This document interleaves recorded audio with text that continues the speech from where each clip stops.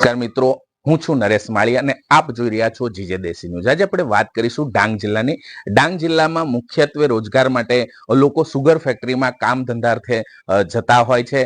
Sugar મિલોની અંદર મોટી સંખ્યામાં ટ્રકો ભરી ભરીને ત્યાં જતા હોય છે। 8 મહિના સુધી કાતિલ ઠંડીની અંદર ધમધોકતા તાપની અંદર શેરડી કાપીને પોતાનું ગુજરાન કરતા મજૂરો આજે પોતાની મજૂરી માટે હાલાકી ભોગવી રહ્યા છે।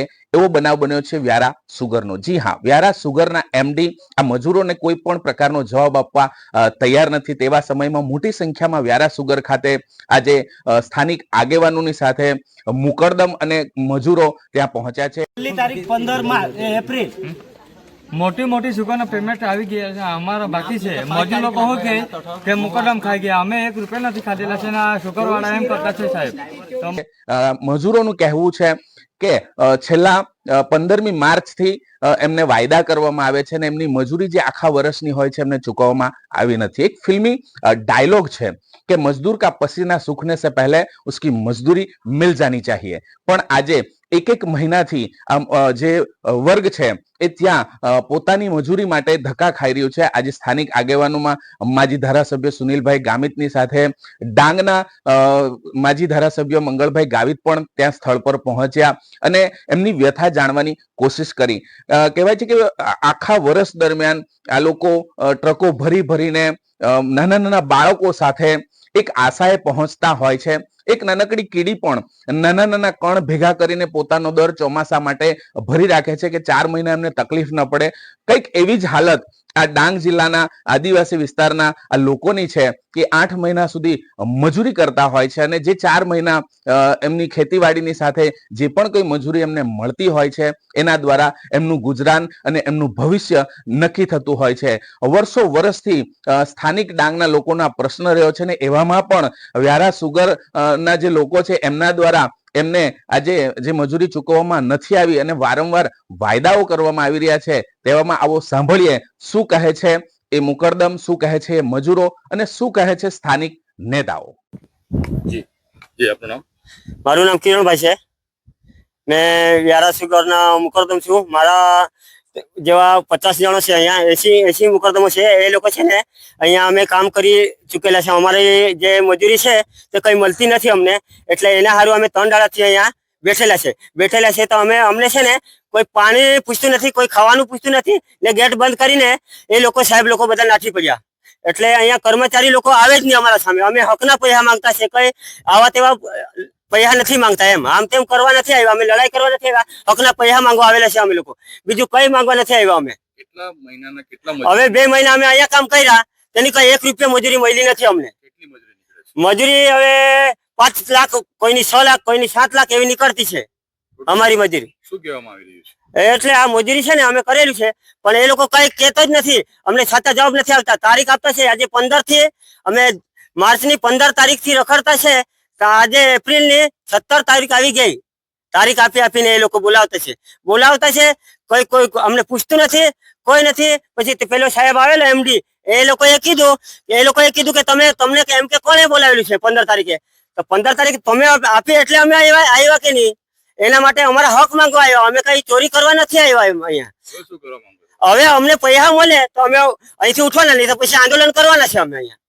આંદોલન પર બેસવાના છે। પછી પોલીસ પ્રોટેક્શન અમને જોઈએ, બધા અમારા વડીલો છે તે અહીંયા આવે કે નહીં? ડાંગના નેતા લોકો છે એને બોલાવવું પડે અહીંયા। પછી એ લોકો આવે ને અમારી સેફટી કરે ને આ સુગર વાળાને બોલાવવું પડે બધાને। સુગર વાળા બધા સ્ટેટ મેનેજર છે કે માનસિંહ પટેલ છે, અમારા ભરતી લેબર છે, એ લોકોને બોલાવીએ અમે। એ લોકો અમારા હાથે અહીંયા રહે ને એ લોકો અમારા સાથે ઉભા રહે એમ। ને કોઈ અમને સપોર્ટ નહીં કરે તો પછી અમે કેવી રીતે ગરીબ માણસ જીવાના? અમારી તો મજૂરી જતી જ રહેવાની કે નહીં? અમારી મજૂરી જતી રહી તો અમારા મજૂરે છે ને ઘરે અમને મારી નાખે ને કોઈ આમાંથી મરી ગયું એની જવાબદારી એ લોકો સુગર વાળા લેવાના હોય તો કહી દેજો એમ। ભારતી, ત્યાં શું કામ કરવા માટે? અમારા મહેનતના પૈસા લેવા આવેલા છે। અમે તો ગરીબ લોકો છે સાહેબ, અમે તો મહેનતના પૈસા માંગવું છે, આ લોકો માંગવાની અમને આપવાની કે તો પછી શું કરો અમે? શું કહેવામાં આવી રહ્યું છે? આ લોકો પૈસા નહીં આપે તો અમને તો ઘેર જવાનું, પછી અમે તો બીજા પાસે પૈસા માંગીને અમે મજૂરે ભાંગતા છે। પેલા લોકો પૈસા અમારા પાસે માંગે તો અમે કાંઠે આપું આ લોકોને પૈસા? તો અમને લડાઈ કરે આ લોકો. શું કહેવામાં આવી રહ્યું છે અહીંયાથી સુગરમાં વ્યારા સુગરમાંથી શું કહેવામાં આવી રહ્યું છે? તારીખ કઈ આપતા છે આ લોકો? 15 તારીખે ફિક્સ કરેલા આ લોકોએ. તો 15 તારીખ તમે કીધું એટલે તમે આવ્યા. નહીં કહેતા તમે નહીં આવતા. 3 દિવસે અમે ભૂખે અહીંયા બેહેલે છે. પાણી સુધી નહીં, કે ખાવા મળે નહીં. તો આ લોકોને શું કરવાનું હમણાં? પહા આપે તો અમે જવાના, અહીંથી નહીં તો નહીં જવાના. અહીંયા જ રહેવાનું. હા, અહીંયા જ રહેવાનું. આજે ઉકાઈ પ્રદેશ ખાંડ ઉદ્યોગ સહકારી મંડળી, જેમાં મારા ડાંગના મુકારદમો અને મજૂરો 2025-26ના વર્ષમાં જેમણે શેરડી કટિંગનું કામ કર્યું છે અને એ કામ પૂરું થયાને આજે 3 મહિના થઈ ગયા છતાં પણ આ સુગર ફેક્ટરીના કરતા હર્તાઓ, અધિકારીઓ અમારા મુકારદમો અને મજૂરિયાનો પગાર કરી શક્યા નથી. એટલે છેલ્લા 2 દિવસથી સુગર ફેક્ટરીમાં કામ કરતા મજૂરો 80 જેટલા મુકારદમો અને મજૂરો અહીંયા છે તો અનશનના ઉપવાસમાં છે તો બેઠા છે. એ લોકોએ 3 દિવસથી એમના નીકળતા પગાર, નીકળતા પૈસાની માગણી કરી છે, છતાં પણ અધિકારીઓ એકબીજા પર ખો આપ્યા કરે છે.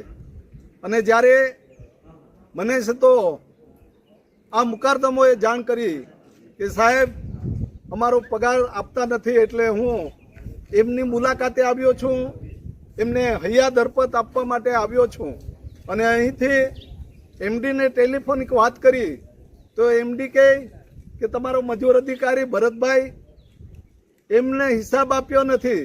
મેં એમને તરત જ જવાબ આપ્યો કે અધિકારી તરીકે હિસાબ રાખવો અને હિસાબ મેળવણું કરવું એ તમારો વિષય છે, અમારે એની સાથે કોઈ લેવા દેવા નથી. અમારો મુકદ્દમો અને મજૂરીઓનું પેમેન્ટ જે બાકી છે એ સત્વરે છે તો તમારે કરવું પડશે.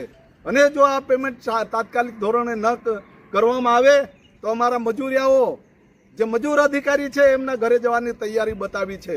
અને મેં પણ કીધું છે કે જો આ 2 દિવસમાં આ કામમાં છે તો નિરાકરણ ના આવે તો સોમવારે હું જાતે છે તો અહીંયા અનશન પર બેસવા માટે તૈયારી કરી રહ્યો છું.